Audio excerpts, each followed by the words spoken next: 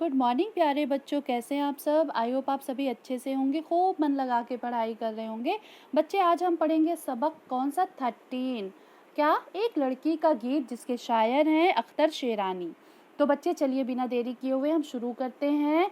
जहाँ चिड़िया घनेरी झाड़ियों में चहचहाती हों, जहाँ शाखों पे कलियां नित नई खुशबू लुटाती हों और उन पर कोयले कूकू के मीठे गीत गाती हूँ, वहाँ मैं हूँ मेरी हम जो लिया हो और झूला हो। यानी शायर क्या कह रहा है बेटा यहाँ पे कि एक लड़की के बारे में, एक लड़की की ख्वाहिश जाहिर करते हुए कह रहा है कि लड़की अपनी हमजोलियों के साथ ऐसी जगह रहना चाहती है, खेलना चाहती है जहाँ पर खूब हरी हरी झाड़ियाँ हों और उन पर चिड़ियाँ चहचहा रही हों।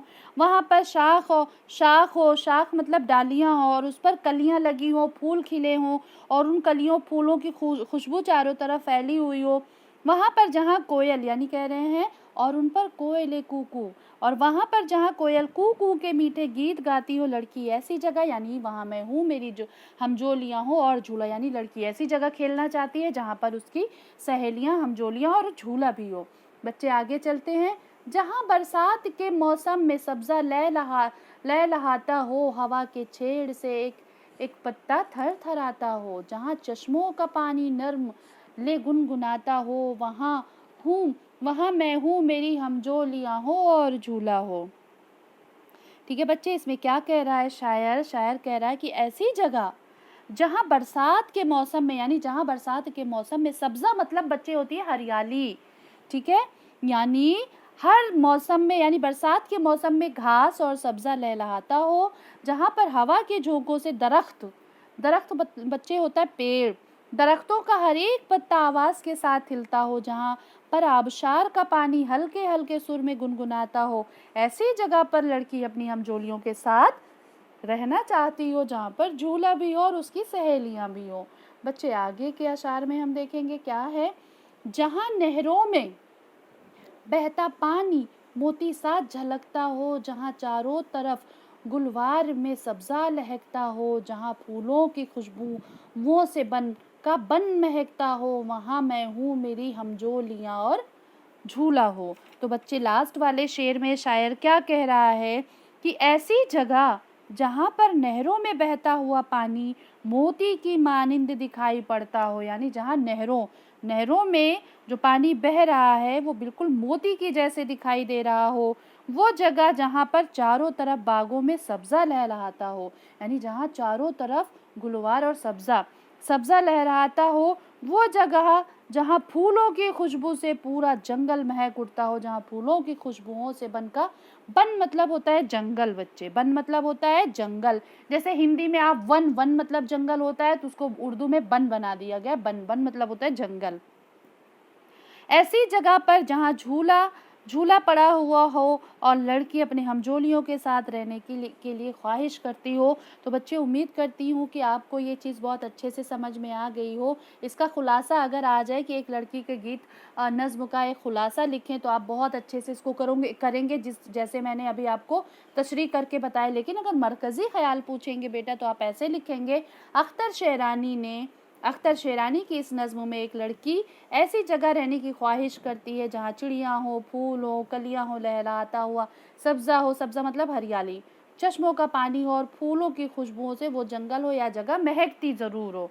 तो ये आप अपने मरकज़ी ख़याल में लिख देंगे बेटा। ये 4 से 5 नंबर का पूछा जाता है, और अगर खुलासा पूछा जाएगा तो अभी जो मैंने तशरीह करी है सेम वही उठा के आपको लिख देना है। आगे चलते हैं बेटा, सवाल जवाब करते हैं। सवाल क्या पूछा है इसमें कि इस नज़्म में लड़की ने क्या ख्वाहिश जाहिर की है। अभी हम लोगों ने पढ़ा, तशरीह करी, बिल्कुल आप सबको पता चल गया होगा। इस नज़्म में लड़की ने अपने हमजोलियों के साथ ऐसी जगह पर रहने की ख्वाहिश जाहिर की है जहाँ पर चिड़ियाँ चहचहाती हों, कलियाँ खुशबू लुटाती हों, कोयल मीठे गीत गाती हों, सब्ज़ा लहराता हो, चश्मों का पानी गुनगुनाता हो, ऐसी जगह जहाँ पर फूलों की खुशबू से पूरा जंगल महक उठता हो। उम्मीद करती हूँ बच्चे आपको ये भी समझ में आ गया होगा। दूसरा क्वेश्चन क्या है बच्चे कि दूसरा बंद पढ़कर बताएं कि लड़की अपनी हमजोलियों के साथ कैसी जगह रहना चाह रही है। यानी आपको ये बताना है कि लड़की की ख्वाहिश क्या है, वो किस जगह रहना चाह रही है। तो दूसरे बंद में लड़की अपनी हमजोलियों के साथ ऐसी जगह रहना चाहती है जहाँ बरसात के मौसम में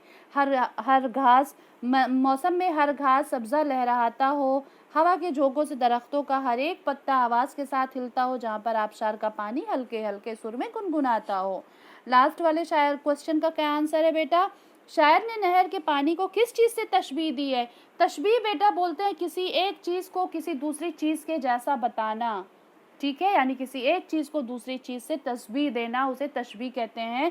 यहाँ पे शायर ने क्या तशबीह दी है, ये देखिए, कह रहे हैं कि शायर ने नहर के पानी को मोतियों के चमकने से तशबीह दी है, यानी जहाँ नहरों में बहता पानी मोती सा झलकता हो, यानी जो नहर का पानी बह रहा है तो वो ऐसे दिखाई दे रहा है कि जैसे मोती चमक रहा हो। तो यहाँ पे क्या तशबीह दी है?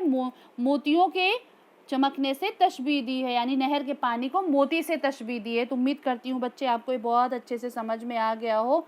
आगे चलती हूँ बच्चे, ये आ गया आपका मिसरे मुकम्मल कीजिए, ये भी एग्जाम में आता है, 4 नंबर का आता है। तो ये देखिए, जहाँ बरसात के मौसम में सब्जा लहराता हो, क्या होगा बच्चा? लहराता हो। आपने अगर ये नज्म याद कर ली तो कोई मुश्किल नहीं आएगी, आप फटाक से ये कर लोगे। आगे का क्या पूछा बेटा कि जहाँ जहाँ शाखों पे कलियां नित नई खुशबू लुटाती हो, ये आपको फिल करना होगा। जहाँ चश्मों का पानी नर्म लय में गुनगुनाता हो, जहाँ फूलों की खुशबू बन में महकता हो। बन मतलब होता है जंगल बच्चे। आगे देखते हैं, नीचे लिखे हुए लफ्ज़ों को जुमलों में आपको इस्तेमाल करना है।